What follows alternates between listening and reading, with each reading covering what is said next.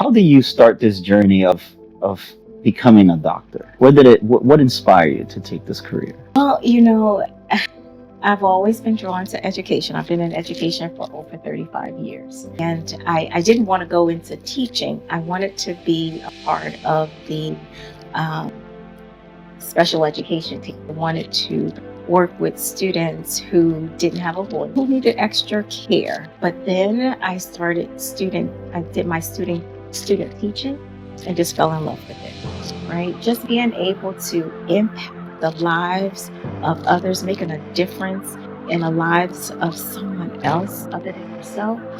It's just powerful. And I was drawn to it. There's ups and downs, but the good outweigh the bad.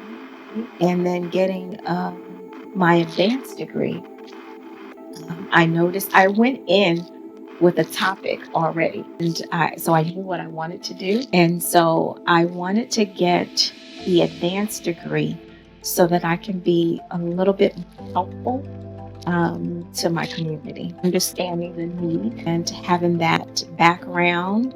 I wanted them to feel secure and feel um, that they can trust me with the information. So I wanted to make sure that I had all of the information that I needed to be able to. So that was why I wanted to get another degree. I love that you wanted to give back to the community, and that was one of your major inspirations is to give more. What did you see in your community that you thought that really needed the presence of Dr. Jacquelyn Blanton? Right. So I knew that we had a problem. So I'm also in charge of our preschool program. And so the studies say that if children went through a very quality preschool program, then the chances of them being ready for kindergarten rises exponentially, right? And then by third grade, they should be proficient readers. That wasn't happening. And so I knew that we had a solid preschool program. I knew that others in the area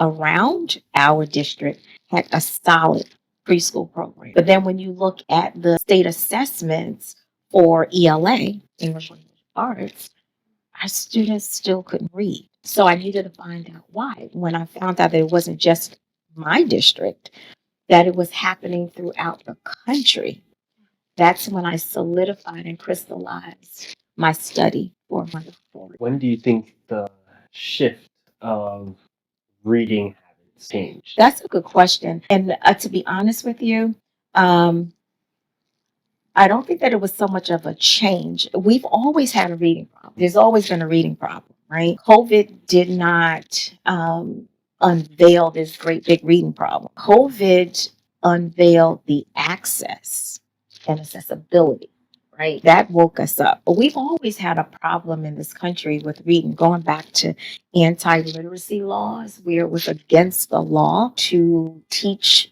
someone of color, African Americans, to read and to write. And so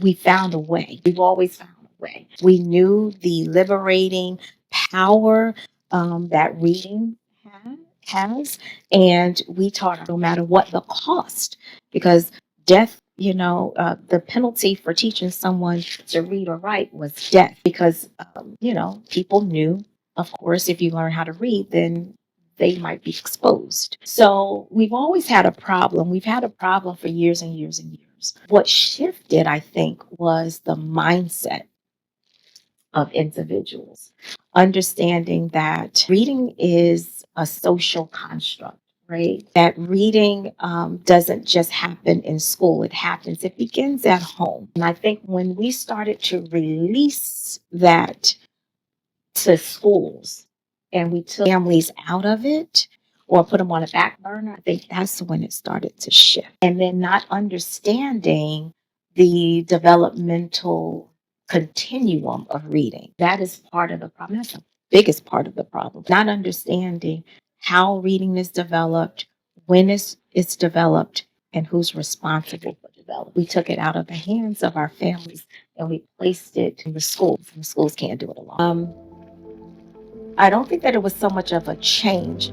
We've always had a reading problem. There's always been a reading problem, right? COVID did not unveil this great big reading problem. COVID unveiled the access and accessibility, right? That woke us up. But we've always had a problem in this country with reading, going back to anti-literacy laws. So I just want to preface what I'm about to say with the fact that our brains were not wired to read. We have to teach it, right? It does this great thing. It rewires itself, right, to form pathways for reading to develop. A lot of people don't understand that. It's very different than language. Language, you can put a child in a room full of people who are speaking and they will speak. You don't have to teach them how to talk, right? That is not going to happen for reading. You cannot sit someone in a room full of people who are reading, whether they're reading out loud or silently. It's not going to happen. You have to teach it to read, right? That starts very early. What we think is reading starts in kindergarten, and then we build these habits in kindergarten. And if we think that, we're 5 years already behind, right? Reading starts really at the moment of conception. How? Well, all of the stuff that mom eats, all of the environmental pressures and stress impacts the developing brain. Reading is all about the brain. The brain is the main character, right? And so if we understand that, then we have a point of reference. And so how do we build stamina, right? Because in order to learn to read and read well, you have to build stamina. I'm like, this is a race, right? Not for the quick athlete, but it's endurance. And it took us years, decades to get here. My book has only been out since August. It's not going to take months for us to get out. And so people have to come to the point where I came to and say, okay, I reflected, now I see, and now I'm going to do better. When you know better, you do better.